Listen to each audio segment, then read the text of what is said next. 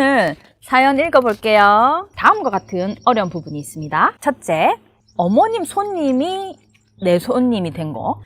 육아나 살림 스타일이 맞지 않습니다. 뭐 당연하죠. 이 어머님의 대체적인 화법이 이렇게 사람을 그렇게, 특히 그 며느리를 그렇게 존중해주지 않는, 그러니까 안전한 마음, 안정감 있고, 이제 나 마음의 편한 마음, 이런 게 지금 없습니다.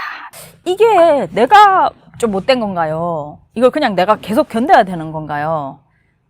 남편한테 살짝 한번 고민을 말해봤는데, 자기가 지금도 고생하지만 좀 참고 조금만 더 버티면 안 되겠냐? 이런 식으로 이제 조금, 자기가 조금 더 그냥 마음만 고쳐먹으면 되지 않겠냐? 이렇게 말을 했답니다. 이게 진짜 내가 마음을 고쳐서 이거 계속 견뎌야 되는 상황입니까? 이걸 어떻게 해야 됩니까?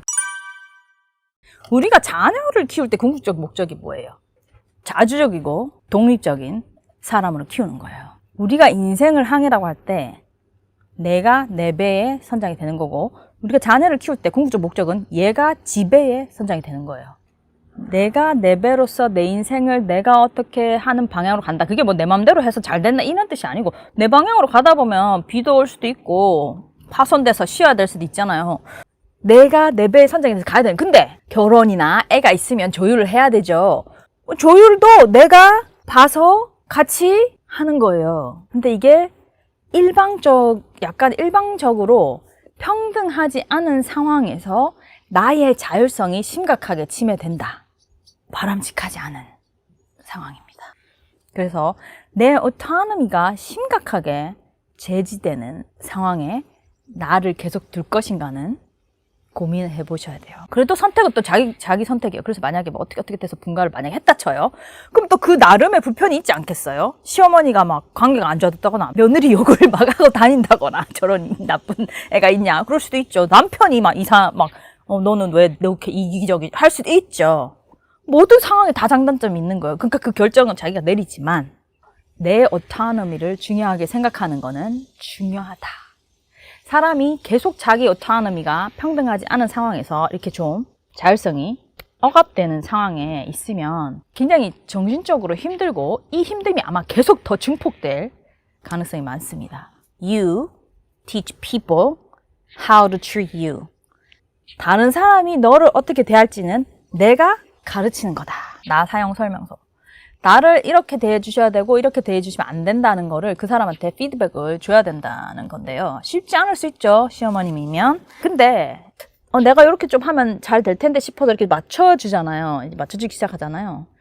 그러면은 저쪽 편이 너무 고맙고 너무 수고해, 요런 마음이 처음엔 좀 생기다가도 이게 이제 하루 이틀 지나고 1년 2년 지나면 당연히 그런 건지 알고, 이게 사람이 보통 저 사람의 수고가 100이면 내가 저 사람의 수고를 100으로 안 봐요. 내가 보면 저 사람 수고는 한 50 정도 하는 것 같아.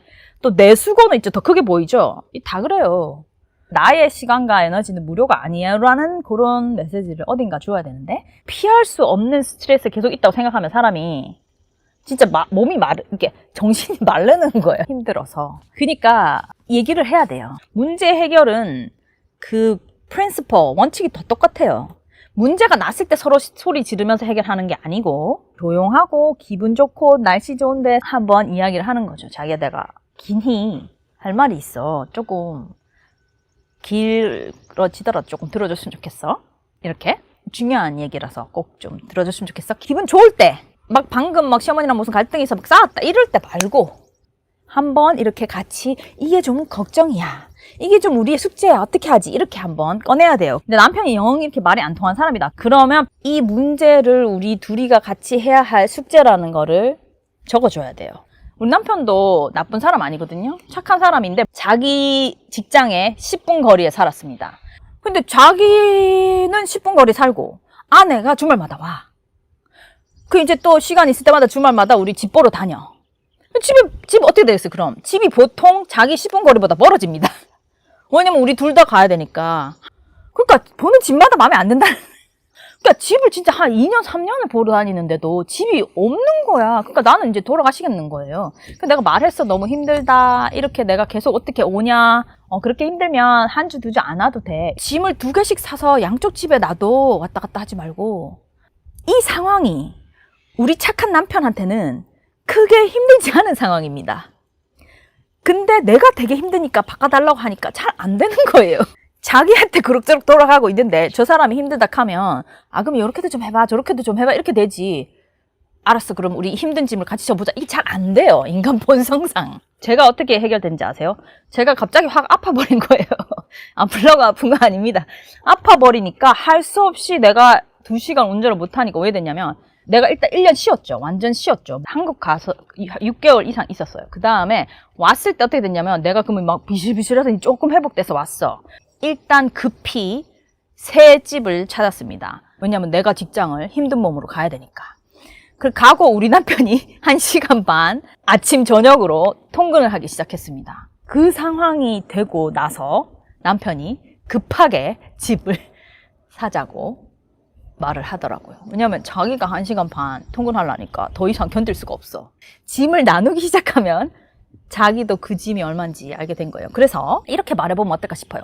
아무리 경제 상황이 좀 힘들다 하더라도 손님이 왔을 때는 음식을 내가 하지 않고 다 시키도록 할게. 그 부분을 좀 서포트 해줘. 절대 그 죄책감 느끼지 마시고 바로 삼시세끼를 다 주문하시는 거예요.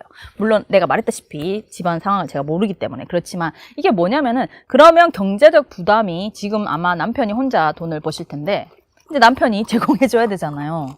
계속 이 방향으로 가면 진짜 내가 우울증 걸린다. 실제 그럴 수 있어요. 그 번아웃이 와서 지금 아이들 케어도 잘 못하겠다. 다 사실입니다. 청소도 한 달에 한 번, 2주에 한 번 정도 아주머니 오셨으면 좋겠다. 이렇게. 근데 도저히 자기 못한다고 하세요. 지금 이 상황으로 5년 했는데 더 이상 하면 병납니다. 정신과 몸에 병이 나게 돼 있어요. 그러니까 you teach people how to treat you. 있잖아. 내가 무료 서비스가 아니거든. 24시간 청소, 육아, 밥 이렇게 다 무료 서비스로 착착 나가는 그런 기계가 아니거든. 이러다가 이제 고장나. 그 부분을 강조해서 그렇게 해보시는 게 어떨까 싶어요. 근데 이제 이런 과정에서 난리가 났다. 남편이랑 싸우고 시어머니는 네 같은 며느리 전봤다. 막 이상하게 됐다. 그러면은 그 자리에 나를 계속 둘 것인가?